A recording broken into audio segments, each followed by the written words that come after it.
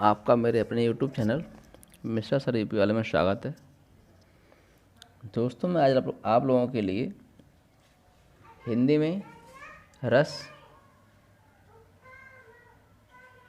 पढ़ाऊँगा। पहले मैं आपको बताना चाहूँगा, रस काव्य में बहुत ही महत्वपूर्ण होता है,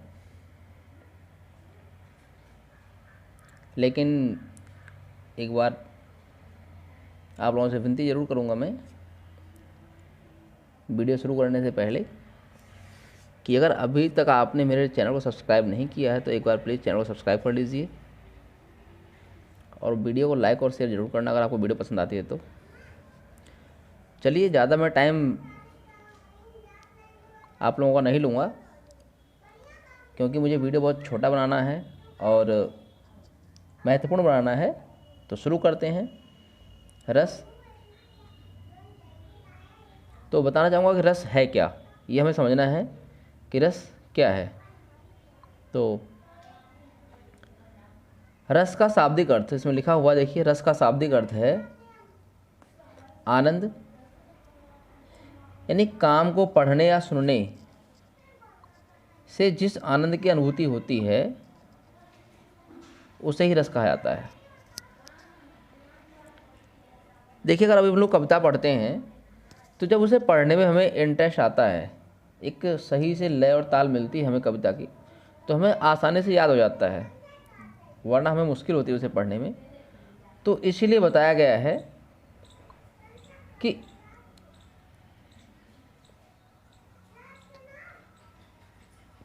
जिसे पढ़ने से आनंद की अनुभूति होती है उसे ही रस कहा जाता है। रस को काव्य की आत्मा भी माना जाता है। बताया मैंने आपको पहले ही कि रस जो है काव्य के लिए बहुत ज़रूरी है, तो इसलिए रस को काव्य की आत्मा कहा गया है। और दोस्तों, रस के कितने अंग हैं तो बताना चाहूँगा। रस के 4 अंग हैं। पहला है स्थायी भाव, दूसरा विभाव, तीसरा अनुभाव और फिर लास्ट वाला संचारी भाव। दोस्तों, स्थायी भाव है क्या, आपको समझना है कि स्थायी भाव होता क्या है। हमने पढ़ा है कि स्थायी भाव, लेकिन ये मालूम होना चाहिए कि स्थायी भाव हम कहते किसे हैं। दोस्तों, स्थायी भाव का मतलब है प्रधान भाव। प्रधान भाव कौन सा होता है? जो रस की अवस्था तक पहुंचता है, जो रस की अवस्था तक पहुंचता है वही स्थायी भाव होता है। और इसमें स्थायी भाव की संख्या 9 मानी गई है। स्थायी भाव ही रस का आधार है। दोस्तों, स्थायी भाव अगर आप समझ सकते हो तो स्थायी भाव से ही आपके रस की पहचान हो सकती है। क्योंकि जब भी परीक्षा में कभी भी क्वेश्चन आता है रस से संबंधित, तो उसमें स्थायी भाव का बहुत महत्वपूर्ण स्थान रहता है। और देखा है हमने कि टीजीटी, पीजीटी, नेट और 12th क्लास में भी या बीए वगैरह में भी, ये एमए में, तो रस से रिलेटेड क्वेश्चन ज़रूर आते हैं। 2 नंबर के, 4 नंबर के आ ही आता है। तो अगर आप स्थायी भाव को समझ सकते हो तो ये समझ लीजिए कि आप रस बिल्कुल पूर्ण तरह से आप समझ चुके हो। तो स्थायी भाव को समझना बहुत ज़रूरी है दोस्तों। चलिए आगे बढ़ते हैं वीडियो में। स्थायी भाव की संख्या 9 मानी गई है। स्थायी भाव ही रस का आधार है। एक रस के मूल में एक स्थायी भाव रहता है। इसका मतलब है कि जब एक रस के मूल में एक स्थायी भाव रहेगा, और मैंने बताया आपको कि टोटल जो स्थायी भाव हमारे 9 हैं, तो इसका मतलब हुआ कि स्थायी भाव के अनुसार ही रसों की संख्या भी 9 ही है, जिन्हें 9 रस कहा जाता है। दोस्तों, वैसे मूलतः 9 रस ही माने जाते हैं, लेकिन बाद में कुछ विद्वानों ने इसमें 2 रस और बढ़ा दिए आपके, एक वात्सल्य और दूसरा भगवद। इन्होंने इसे भी स्थायी भाव की मान्यता दी और इस प्रकार रसों की संख्या को उन्होंने 11 पहुंचा दिया। अब आज जब हम पढ़ते हैं तो उसमें हमारे पूरे 11 ही रस माने जाते हैं। दोस्तों, दूसरा है विभाव। विभाव क्या होता है? स्थायी भाव के उद्बोधन कारण को ही विभाव कहते हैं। यह दो प्रकार के होते हैं। नंबर एक है आलंबन, दूसरा उद्दीपन। लेकिन अगर आपको स्थायी भाव समझ में आ गया है तो ये समझ लीजिए कि आपके सामने रस कुछ नहीं है, आप आसानी से रस को समझ सकते हो। मेन आपका स्थायी भाव ही माना जाता है रस में। चलिए तीसरा आपको बताते हैं। तीसरा है इसमें अनुभाव। अनुभाव का मतलब क्या है?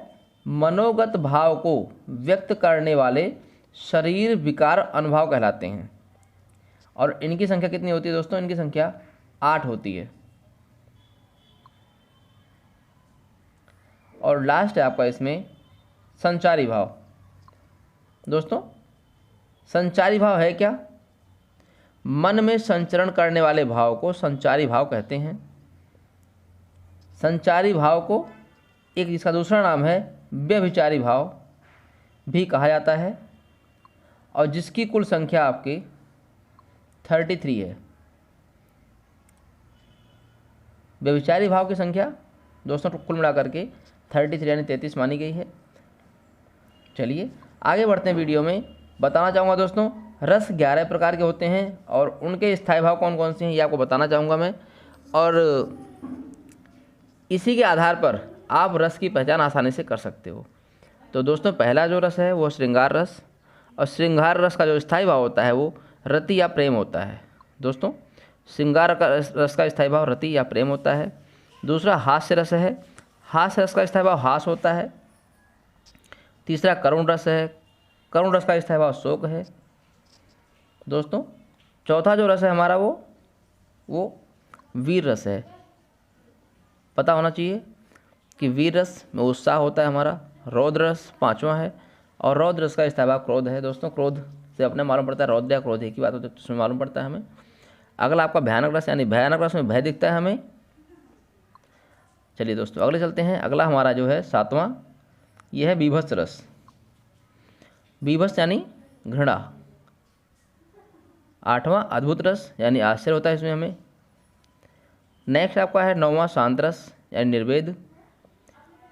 और जो लास्ट में यानी अंत में 2 और जोड़े गए हैं, वत्सल रस जिसका स्थायी भाव वात्सल्य होता है, और भक्ति रस जिसका स्थायी भाव का अनुराग होता है। दोस्तों तो इस प्रकार से ये आपके टोटल 11 स्थायी भाव हैं। तो दोस्तों उम्मीद करता हूँ आपको मेरी वीडियो पसंद आई होगी, और अगर आपको इन सभी रस के बारे में डिटेल में पढ़ना है और अच्छे से अलग अलग सभी रस को समझना है तो आप मुझे कमेंट कीजिए, और मैं आपको उसकी वीडियो डिटेल में करके दूंगा। अभी मैंने शॉर्ट में जानबूझकर दिया है जिससे आपको केवल रस और उसके स्थायी भाव के बारे में समझ में आ जाए। बाकी अगर आपको कंप्लीट समझना है, विद एग्जाम्पल समझना है, तो आप मुझे कमेंट कीजिए, मैं आपको अगली वीडियो में कंप्लीट आपको इसे उपलब्ध कराऊंगा। दोस्तों उम्मीद करता हूँ आपको मेरी वीडियो पसंद आई होगी। अगर आपको वीडियो पसंद आती है तो वीडियो को लाइक करें, शेयर करें, और चैनल को अगर आप यहाँ पर नए हैं तो चैनल को जरूर सब्सक्राइब करें। धन्यवाद दोस्तों।